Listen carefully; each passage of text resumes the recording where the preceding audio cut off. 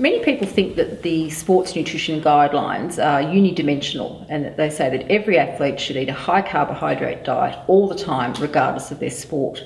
And perhaps back in the 1980s, when sports nutrition was in its infancy and it was all around how to perform better in endurance events, just focusing on the carbohydrate and competition performance ideas, well, that might have been a reasonable kind of summary. But these days, we really promote a much different message. We talk about carbohydrate availability, which is talking about the amount of carbohydrate that an athlete's consuming in comparison to the fuel cost of what they're doing. And so someone might be eating sufficient carbohydrate to meet their lower fuel needs from a much lower amount of carbohydrate in their diet than someone that does another event that has much higher fuel requirements. So we have to match up what you're eating with what's your requirement.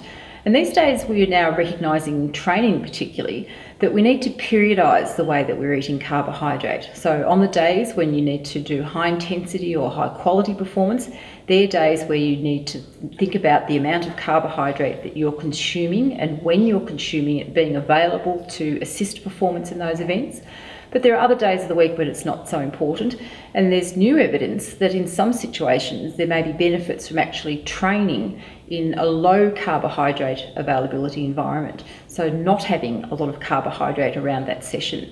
And what that does, although it makes you feel terrible and it's hard to perform at a high intensity, but it may drive adaptation in the muscle. So the message these days for athletes is that we need to periodise, change the carbohydrate we're eating depending on the goals of the day's sessions. We need to individualise it to what we need to do. And then we need to think about competition as being a time where we've got separate goals, which are generally around high carbohydrate availability.